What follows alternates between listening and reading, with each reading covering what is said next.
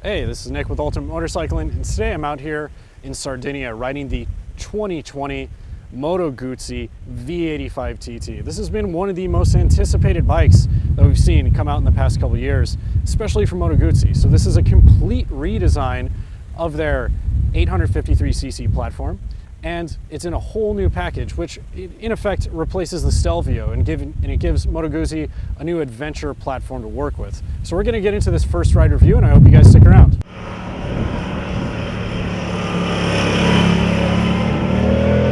Now, at the heart of the V85 TT is the 853cc longitudinal V-twin. Now, it just really wouldn't be Guzzi without longitudinal V-twin. That's something that in the modern era just screams Moto Guzzi. It really sets them apart from the other manufacturers and makes it something very much of its own. So, if you really looked at this on paper, you might think, oh, well, that's just the V7 engine reconfigured for an adventure platform. Architecturally, it is similar to what we saw back then. However, it's been updated to get a lot more power out of it.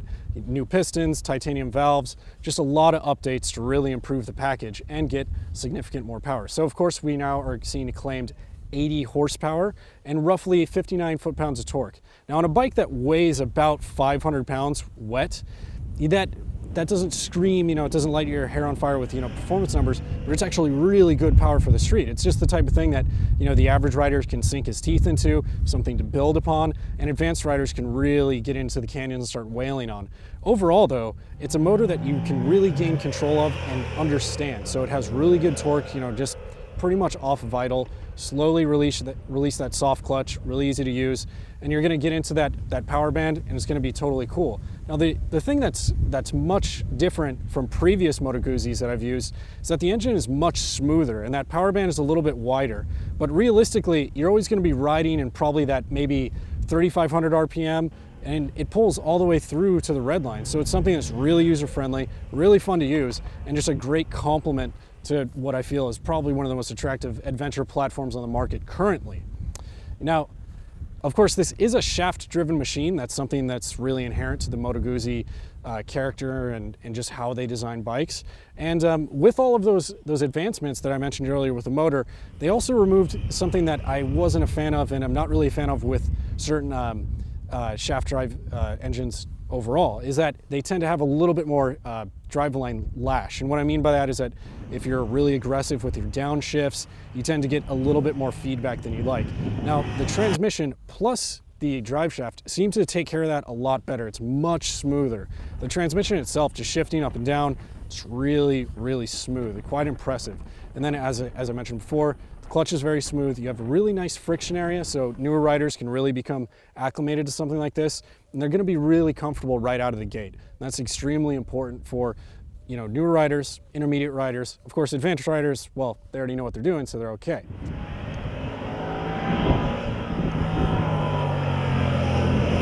Now, moving on from the engine, we're going to talk about electronics, as this bike and this bike here both feature ride-by-wire throttle systems. Now, you're going to have three modes you can choose from: road, rain, and off-road.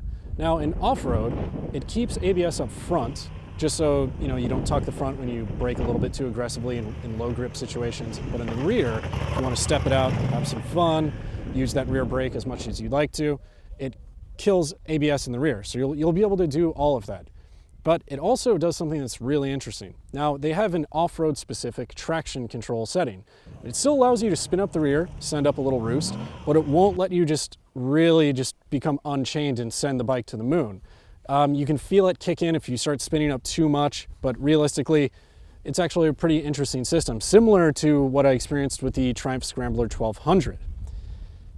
Now, the other things that you're going to be seeing is traction control and ABS throughout the other maps too. So with the road mode, the standard road mode, just for average street use in the canyons, you have ABS, traction control, and the traction control is set up specifically for street use. It's not invasive in any way. We were having a lot of fun in the canyons, probably a bit too much fun, but yeah, good overall. And in rain, of course, it really ramps up that protection, ramps up how eagerly it steps in, and keeps you safe in those really low grip situations and slick pavement. And it also softens the throttle quite a bit. which is another point that I like to make about the off-road mode and the street mode. In the street mode, it has the most aggressive throttle response. In rain, it's the softest throttle response to really help you, stay upright without spinning up the wheels or doing something silly. And then in the off-road mode, they have an off-road specific map, which I wouldn't really describe as soft, but it's really good when you're getting bounced around and you're having to modulate the throttle. It really helps you in those situations. So that's something very important for this model.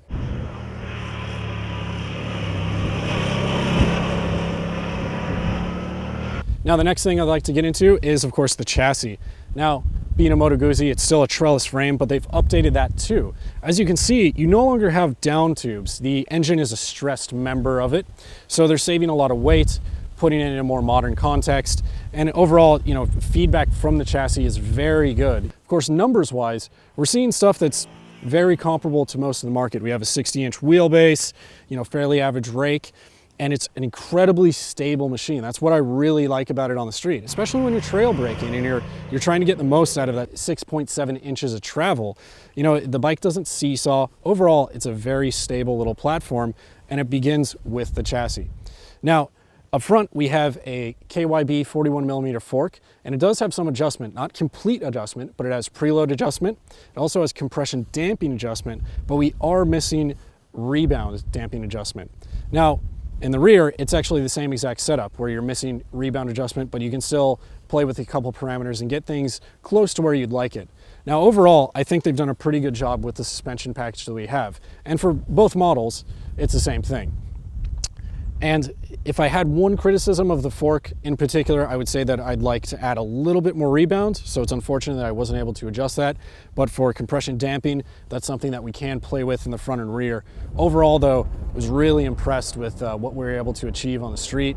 We were definitely having a lot of fun, definitely carrying some decent pace out in the canyons, and the thing stayed really stable, really compliant. Now, of course, this bike does like a little bit of direction, and I attribute that to the longer wheelbase and, of course, its size, 500 pounds. But it's not a bike that takes a lot of effort to get into a corner. Once you just tell it where to go, it stays nice and stable on the edge of the tire. It's really comfortable there, and you're going to be able to use that 853cc motor and just kind of pull your way out, just sort of, lunge into the next corner. It's going to be really fun. Now, in terms of braking performance, Moto Guzzi actually went ahead and spent some money here and gave us some really good braking up front. We are having 4-piston Brembo calipers that are working in conjunction with 320mm floating rotors. In the rear, single setup, and it works great. At the front lever, you're going to get adjustable levers, which I should mention, but feels really good, nice and progressive. It's got really strong bites, so when you do start carrying those heavy paces, you're going to have some fun.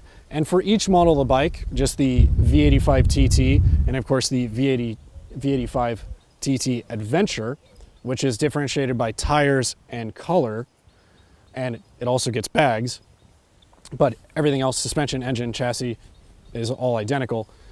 You're getting the same amount of braking performance too, and overall, very good. Now, one thing I would like to talk about, which is really important for those guys that are going to do a lot of touring, they're also going to do some adventure rides, light adventure rides in this case, is you have a very, very decent amount of range. These fuel tanks here are 6-gallon fuel tanks in the United States. So that's going to give you a lot of room to play with and make sure you're not left stranded on the side of the road.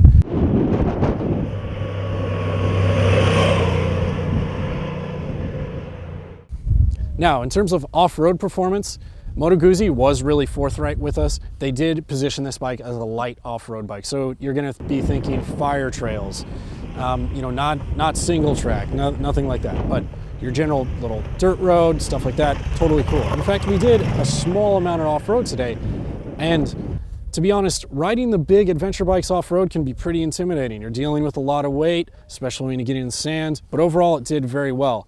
Now, with the V85 TT Adventure, the main difference that you're going to see right off the top is the fact that, of course, it's a different color, but what differentiates them in terms of performance is the fact that we're using the Michelin Anakee tire, which is more of an adventure-focused tire, gives you a little bit more grip in those low-grip situations, riding off-road, while as the street-bias bike uses the Metzeler Tourance tire. Of course, that's more of a sport touring tire, a very good mileage tire.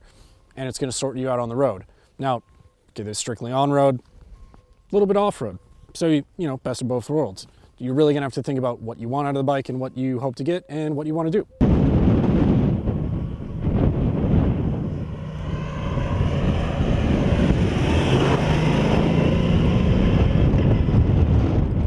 One of the last things I want to touch on is ergonomics. Now, with the big adventure bikes, especially the bikes that start pushing towards the leader points as far as, you know, engine displacement, they tend to be pretty cumbersome machines. Now, we're seeing a 32.7-inch seat height, which is actually much lower than some of the competitors in the adventure class. You know, they're pretty leggy bikes. They need to be, because they need longer suspension travel and they need to be able to soak up those bumps and bruises out on the road. Now, in this case, 32.7 inches combined with the fact that we're on a twin setup and it has a pretty narrow chassis, you're able to get your feet on the ground. In fact, this might be one of the few mid-size or middleweight plus adventure bikes that I can actually get my 32-inch inseam and get my boots on the ground. That's really important. It gives you a lot more confidence when you're at stoplights or when you start actually going off-road, you need to put a foot down, you're in some treacherous locations, you're going to be able to gain some stability. So that's really cool. And I think Moto Guzzi did a really good job in that regard. Now, with the 32-inch seat height, you also get nice riser handlebars, you can stand up in the saddle, everything's going to be very kosher. Now, the last thing I really want to get into is all of the aftermarket accessories that you can get from Moto Guzzi. So, of course, they have different packages, and you can get saddlebags, panniers, various guards. You can get some engine guards like that for a more adventure riding style. You can actually get an extended windscreen if you're going to be doing a lot more touring. And you can also get a high and a low seat. So that's really important for those of you that are interested in this and you want to stay comfortable out there. If you guys were curious about price, they're coming in really competitively as well. Now, the V85 TT, the standard street bias machine, that's going to set you back almost $12,000. If you want to be super accurate, $11,990 in the US. Of course, for $1,000 more, you can get the color variants in the V85 TT Adventure, and you're going to be getting those tires along with it. And of course, bags actually come with this model as well. Now, of course, if you guys want the full story, go ahead and visit ultimatemotorcycling.com. And we also want to remind you guys to always be safe out there.